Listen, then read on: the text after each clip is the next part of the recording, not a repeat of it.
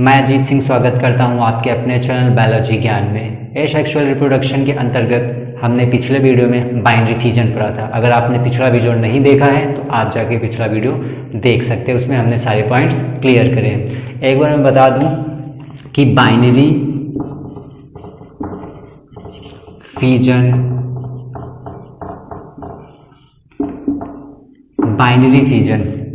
Binary that's mean two, जिसका मतलब होता है दो। Fission means break down. Binary means होता है दो, फिजन मीन्स टूटना, यानी कि कोई भी लिविंग ऑर्गेनिज्म जब उसकी बॉडी दो पार्ट में डिवाइड हो जाती है, टूट जाती है, तो उसे बाइनरी फिजन बोलते हैं। ठीक है, तो आज हम पढ़ेंगे मल्टीपल फिजन के बारे में, क्योंकि हम बाइनरी फिजन पढ़ चुके हैं पिछले वीडियो में। आज हम पढ़ेंगे मल्टीपल फिजन, जिसे बहुविखंडन बोलते हैं। चलिए, तो हम मल्टीपल फिजन पढ़ेंगे।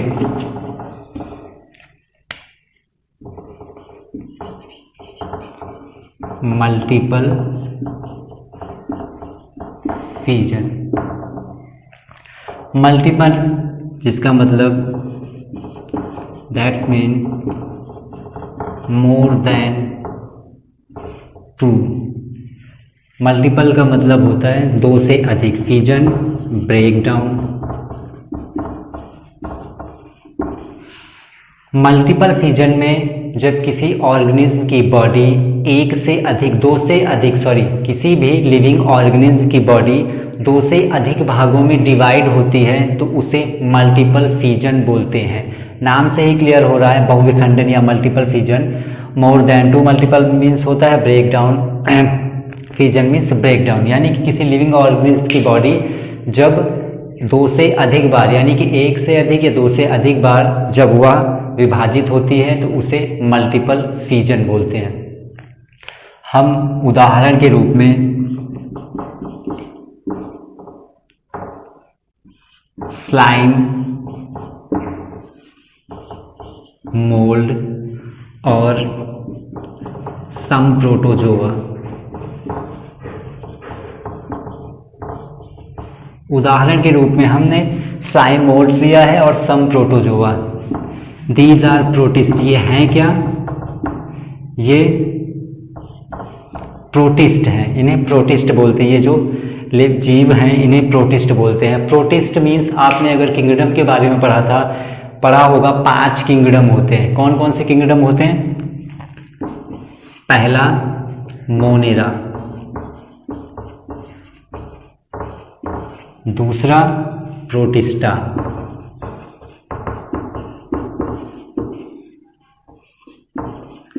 तीसरा फंजाई, चौथा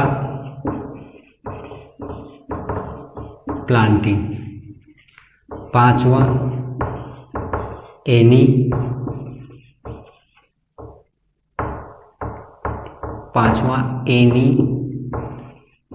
एनीमेलिया। Monera, protista, fungi, Plantae, एनीमेलिया। तो जो ये एग्जाम्पल हैं प्रोटिस्ट हैं, किस किंगडम के हैं? प्रोटिस्टा के। ठीक है, तो अब हम स्लाइमोल्ड्स और सम प्रोटोजोआ, ये उदाहरण है, इसके माध्यम से आपको समझाएंगे कि मल्टीपल फिजन कैसे होता है। लिविंग ऑर्गेनिज्म किसी एक जीव का शरीर कैसे बहुत सारे भागों में विभाजित होकर नए जीवों का निर्माण कर। देखिए, मान लीजिए कि ये कोई सेल है। कैसी सेल है? लिविंग सेल, कोई जीवित कोशिका है। और किस प्रकार की? सिंगल सेल, जीवित कोशिका है और सिंगल सेल है। इसमें सबसे पहले क्या होगा? सबसे पहले इसमें कैरियोकाइनेसिस होगा।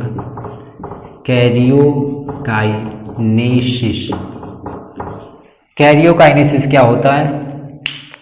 कैरियोकाइनेसिस होता है break down of nucleus, break down of nucleus is known as karyokinesis.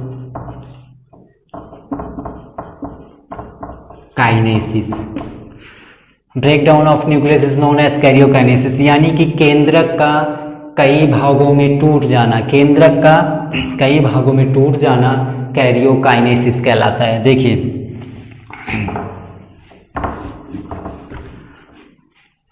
आगे देखिए, यहाँ पे ये कुछ इस प्रकार के आपको केंद्रक बनते हुए नजर आएंगे, जिन्हें बोलते हैं, क्या बोलते हैं इन्हें न्यूक्लियाई बोलते हैं। जो छोटे केंद्रक आपको यहाँ पे दिख रहे हैं कई सारे, इन्हें न्यूक्लियाई बोलते हैं। न्यूक्लियाई यानी कि स्मॉल न्यूक्लियस, स्मॉल यानी कि छोटे केंद्रक। उसके बाद क्या होगा, यहाँ तक तो ठीक है, ठीक है, कैरियोकाइनेसिस हुआ, एक केंद्रक से बहुत सारे केंद्रक का निर्माण हुआ, जिन्हें न्यूक्लियाई बोलते हैं। अगले वाले स्टेप में क्या होगा, यहाँ पे कैरियोकाइनेसिस के बाद साइटोकाइनेसिस होगा। साइटोकाइनेसिस,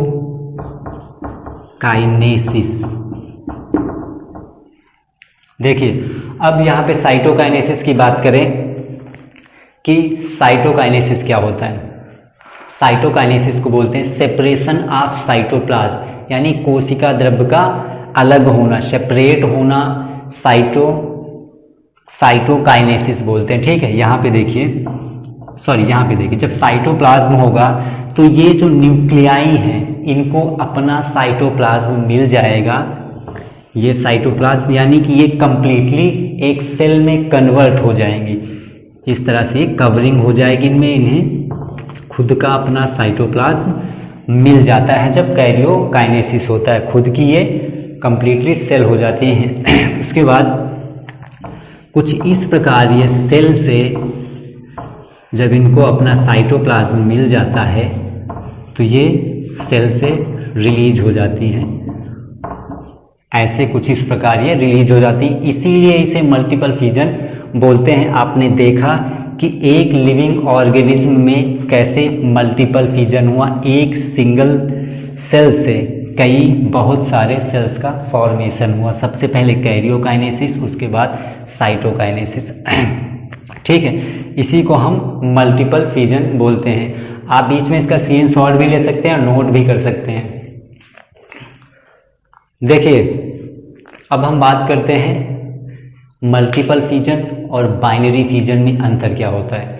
जो बाइनरी फिजन होता है उसमें जो जीव होता है उसका शरीर सिर्फ दो भागों में विभाजित होता है, और मल्टीपल फिजन में जीव का शरीर कई भागों में विभाजित होता है। तो ये बाइनरी फिजन और मल्टीपल फिजन में अंतर होता है। उसके बाद हम बात करें अगर कि बाइनरी फिजन किस प्रकार के जीवों में देखने को मिलता है अधिक, तो बाइनरी फिजन वे जीव जो सिंगल सेल होते हैं, जिनकी कोशिका वे जीव जिनके संपूर्ण एक कोशिका पाई जाती है, जिनमें संपूर्ण एक कोशिका पाई जाती है, उनमें आपको बाइनरी फिजन देखने को मिलेगा।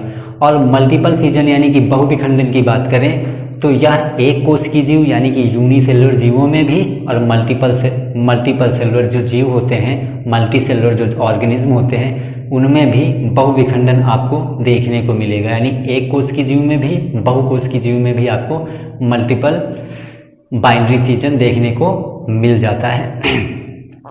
ठीक, और आप अगर चैनल में नए हैं तो आप चैनल को सब्सक्राइब करिए, बेल आइकन को प्रेस करिए, ताकि सबसे पहले वीडियो आप तक, कोई भी नोटिफिकेशन या मैं वीडियो डालूं तो आप तक सबसे पहले पहुंचे। आज के वीडियो में बस इतना ही। उम्मीद करता हूं कि आपको वीडियो या मैंने जो समझाया है, जो क्लियर किया है, वो आपको समझ में आया होगा। तब तक के लिए जय हिंद, जय भारत। मिलते हैं अपने अगले वीडियो।